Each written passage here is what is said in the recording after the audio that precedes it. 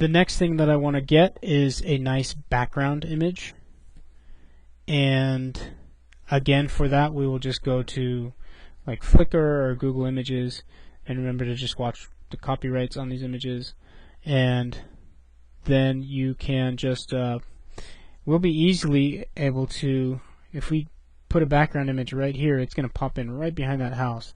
And I'd prefer to get one that has kind of a little bit of mountains, and then a nice sky that matches the lighting I have in here, and then we should be set on the background. So I'm going to go look for one now. Alright, I found a little background image. I didn't find the mountains I wanted, but I did find a nice clean sky with just some trees, and those cause a nice barrier to kind of block your line of sight from going any further. So I put basic levels adjustment on it, basic hue saturation. One thing I can do too, we'll see if this helps. If I copy the original RGB, if I hold down Alt and click on the eyeball next to it, it shows me just that. Okay, but I'm going to put this here under this new background layer I brought in, and I'm going to turn off the alpha channel. And what that does is bring back the original sky we had. Okay, so now this one is being cut out where the sky is, but it's going all the way down through to this one where the sky isn't being cut out. So the sky is actually now there. So if I turn on the background, turn off the background, and turn on this layer again, now my sky is back. So to make this blend a little better with the scene, I can turn on my background again and then kind of turn down the opacity so that it blends in with that original background I rendered, because we know that was the right color. So now this one kind of blends in with that and looks pretty good. I'm still having major issues here with my alpha channel. You can see there's like this halo around it.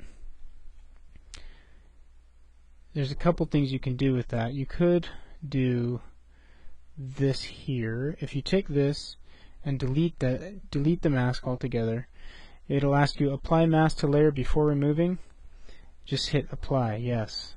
So it now just literally cut it out of there. Once you have that, you can select this layer and go to layer matting, remove white matte. Ooh, that didn't work. Let's do layer matting defringe by 2 pixels. That sort of worked. Yeah, that's not bad. Let's try it one more time. Layer matting. What does remove black matte do? Ah, that kind of works, but not really, huh?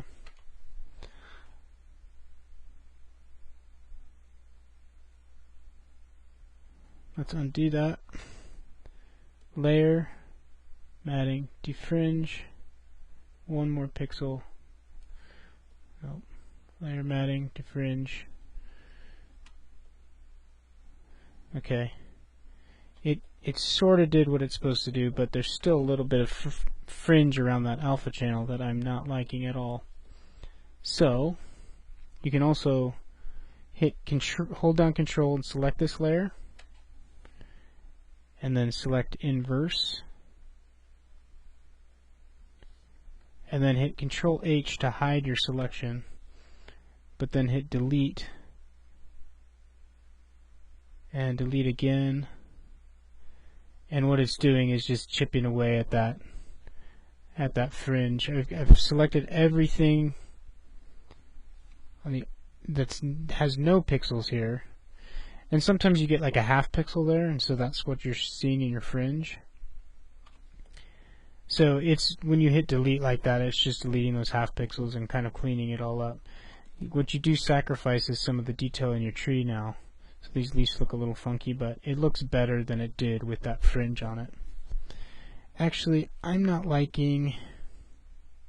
Whoops. And like I said, there's a lot of trial and error with this oh, I know what's going on. Hit Control D to deselect that area we had selected. Now add another mask in there, and I'm not liking these trees anymore, so let's turn our opacity all the way up. Let's just paint those out.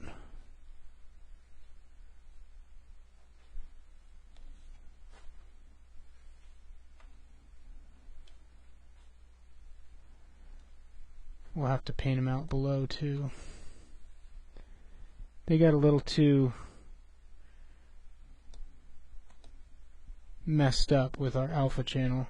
And you know what? A lot of this will be solved by just rendering at a much higher resolution. That's part of my problem here.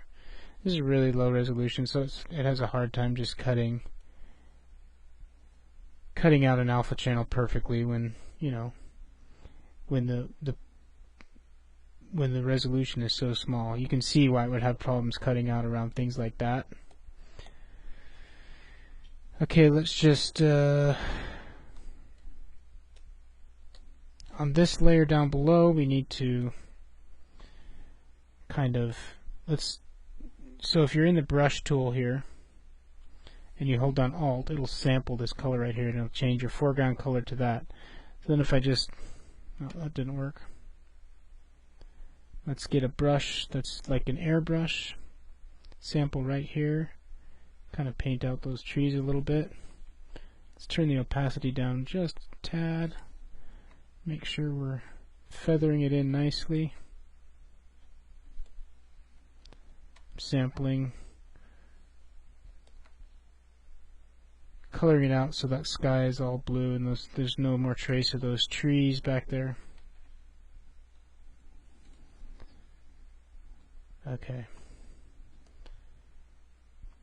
Boy, that's not great, is it? Getting a little more trial and error than I had hoped here. Okay. Now we're looking pretty good. This is looking like a little cabin up in the woods somewhere with some natural grass. And I think we're ready to move on to some of our adjustment layers to just kind of put the finishing touches on this image. I really wish that we didn't have this big clump of trees right here that's so dark because it really stands out, but that is okay. You can always go back to your render and fix those kind of things if you so desire.